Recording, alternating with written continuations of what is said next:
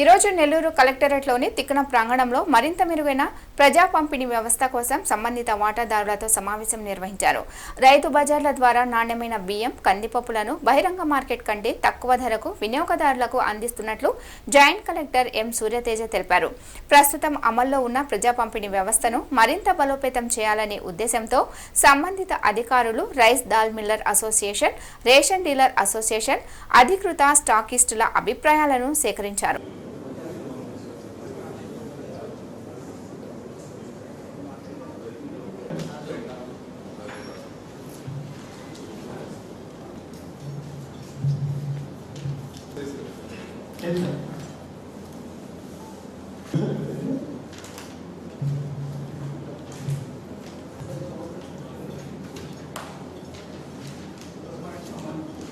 Okay, మీరు కూడా align చేసిందని చెప్పండి, ఎందుకంటే ఇది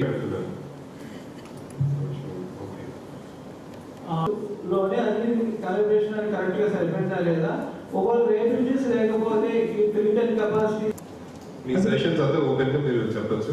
దయచేసి మీరు ఏమున్నాయి అనేది క్లుప్తంగా చెప్పండి. Thank you. ఎంఎల్ఎస్ పార్టీ కానీ ఎంపీ షాప్ డీలర్ కి ఆప్షన్ అథెంటికేషన్ చేసే ఆప్షన్ ఉంది సార్. ఆ ఎంపీ షాప్ డీలర్స్ మాత్రం వాస్తవానికి ఎవరు వెళ్ళరు సార్. ఆ ఎంఎల్ఎస్ పార్టీ ఒకరైతే ఎంపీ షాప్ డీలర్స్ ఉంటారో వాళ్ళే వీళ్ళందరి తరఫున అథెంటికేషన్ చేస్తారు సార్. అలా కాకుండా ప్రతి ఎంపీ షాప్ డీలర్ వెళ్ళి అక్కడే స్వయంగా చూపించుకొని లోడింగ్ చేసుకుంటే ఇక్కడ బినామీ డీలర్స్ అక్కడ అవాయిడ్ అయిపోతారు సార్. అలాగని వాళ్ళే అక్కడ దగ్గర నుండి వాళ్ళు వెళ్ళి చూపించుకొని వెళ్ళారు కాబట్టి అండర్వైన్మెంట్ అనే క్వశ్చన్ కూడా రావు సార్. అంటే ఇప్పుడు మనకి ఎంపీ షాప్ డీలర్స్ చెప్పినట్టుగా కొంతమంది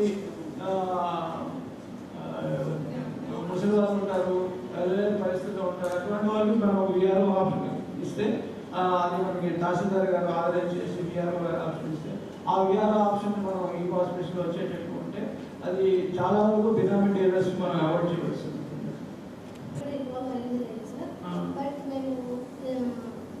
హాస్టల్స్ కానివ్వండి, ఎంఎల్ఎస్ పాయింట్స్ కానివ్వండి, మేము రెగ్యులర్ ఇన్స్పెక్షన్స్ చేస్తూ ఉంటాము. ఎంఎల్ఎస్ పాయింట్స్ మెయిన్లీ విజిలెన్స్ వాళ్ళతో చేస్తున్నాం సార్, ఇండివిజువల్గా ఎప్పుడు చేయలేదు. బట్ వెల్ఫేర్ హాస్టల్స్ అట్లా వెళ్ళినప్పుడు మాకు సప్లై విషయంలో అయితే ఎట్లాంటి కంప్లైంట్స్ రాలేదండి. క్వాలిటీ విషయంలో కూడా మేము శాంపిల్స్ రెగ్యులర్గా ల్యాబ్స్కి పంపించున్నాము, సర్వేలెన్స్ ల్యాబ్స్కి. అక్కడ నుండి కూడా మనకి ఎట్లాంటి నెగిటివ్ రిపోర్ట్స్ రాలేదు. సివిల్ సప్లైస్ నుంచి వస్తాయి సార్. 2 months నుంచి దాల్ అయితే రావడం లేదు సార్. అది రైస్ మాత్రం సార్ ఇస్తున్నారు. అది ఏంటంటే టైంకి మాకు అందేటట్టుగా టీహెచ్ఆర్ ఇవ్వాలి కదా సార్, టైంకి అందేటట్టుగా ఇవ్వమంటున్నారు సార్. జిల్లాలో 11 పాయింట్లు ఉన్నాయి. 11 పాయింట్లు కొన్ని పాయింట్లు మాత్రమే కరెక్ట్గా వస్తున్నాయి. అది కాకుండా డీలర్లకి రూట్ మ్యాప్ అయితే ఇవ్వడం లేదు సార్. ముందుగా అయితే డీలర్లకి రూట్ మ్యాప్ ఇచ్చినట్లయితే మేము మా డీలర్ని వెళ్ళి ఎంఎల్ఎస్ పాయింట్కి వెళ్ళి సరుకు సకాలంలో తెచ్చుకునే విధంగా మేము కూడా మా అసోసియేషన్ తరఫున ప్రయత్నం చేస్తాం సార్.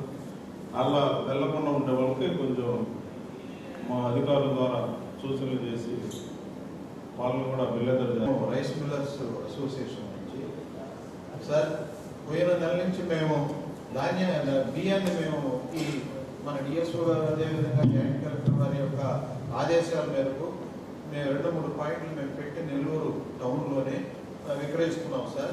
45 రూపాయలు ఒక రకం పచ్చి బియ్యం, 49 రూపాయలు స్టీమ్ రైస్ ఇస్తున్నాం సార్. పోతే స్టీమ్ రైస్ అయితే ఎక్కువగా పోతున్నాయి సార్.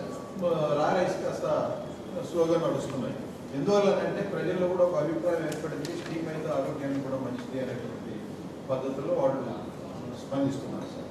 నాడు దేశవ్యాప్తంగా కూడా వర్షాలు బాగా వచ్చి పంటలు సకాలం కన్నా ఒక 10 రోజుల ముందు 20 రోజుల ముందు వస్తున్నాయనే ఆలోచనతో నార్త్ సైడ్ కానీ మన ఆంధ్ర ప్రాంతం కానీ అందరూ కూడా ఏదైతే స్టాక్ ఇస్తున్నారో వారందరూ కూడా భయపడిపోయి కందిపప్పు రేట్లు కానీ మినపప్పు రేట్లు కానీ వితిన్ డేస్లో 10 రూపాయలు పడిపోయింది.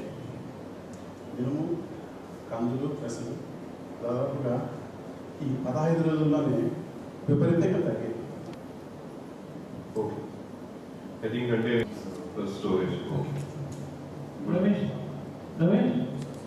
ఈ మంత్ ఎండింగ్లో లాస్ట్ వీక్లో ఖచ్చితంగా ఇది only revenue department, civil supplies department అని కాకుండా మండల స్థాయి గ్రామ స్థాయిలో కూడా ఖచ్చితంగా ఈ మ్యాపింగ్ అనేది ఎలాగో జరిగిపోయింది. FE shop, MDO operator, then ఎవరెవరు ఏఎండి ఆపరేటర్ ఎవరు వస్తుంది.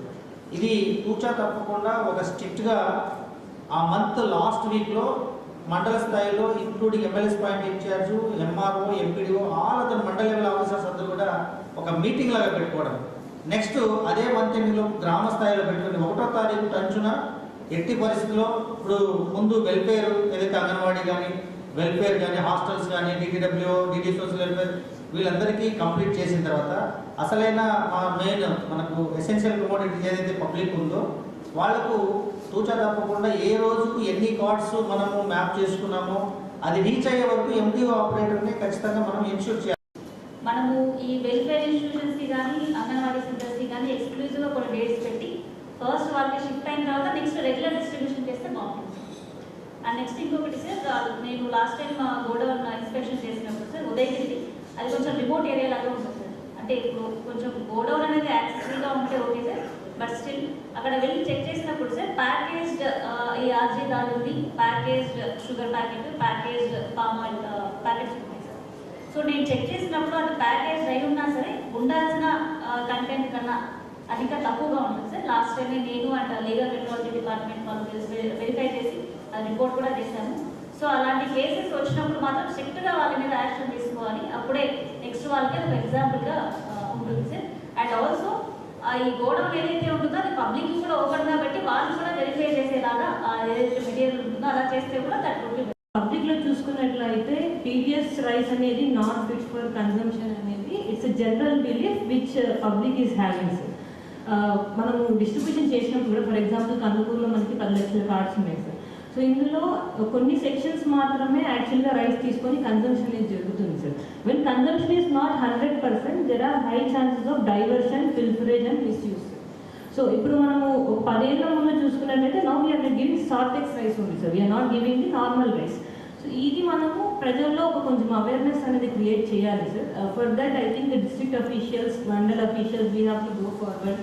ఎస్పెషల్లీ ఈ ఆఫీసెస్ క్యాంపెయిన్ లాగా మనము ఒక మాస్ క్యాంపెయిన్ లాగా చేసి వీఆర్ గివింగ్ క్వాలిటీ రైస్ అన్నది మనం ఒకసారి we have to make a statement regarding that. All of you know this that మన పబ్లిక్ ఏదైతే పీడిఎస్ సిస్టమ్ ఉందో పీడిఎస్ సిస్టమ్ ఇంప్రూవ్ చేయాలనేది ప్రభుత్వం యొక్క ఉద్దేశం.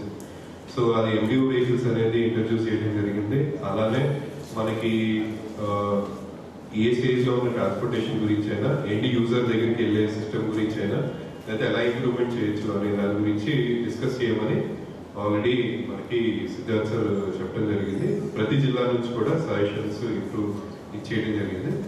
ఈ సిస్టమ్ మనకి ఎలా ఇంక్రీజ్ నుంచి బాగా మనకి ఇంప్రూవ్ చేయాలనే ఉద్దేశంతో ప్రభుత్వం ఈ టాస్క్ని ఇవ్వడం జరిగింది. అలానే ఈ మీటింగ్లో మీరు డిఫరెంట్ ఐడియాస్ ఇది చెప్పడం జరిగింది, మనం ఎలా ఇంప్రూవ్ చేయొచ్చు అనేది. అవన్నీ కూడా మీటింగ్ మినిట్స్ రికార్డ్ చేస్తాం, ఇది కూడా ప్రభుత్వానికి కన్వే చేయడం జరుగుతుంది. సో ఈ సమావేశానికి ఇచ్చిన అందరికీ కూడా ధన్యవాదాలు. కంక్లూడ్ చేస్తాం. Thank you so much.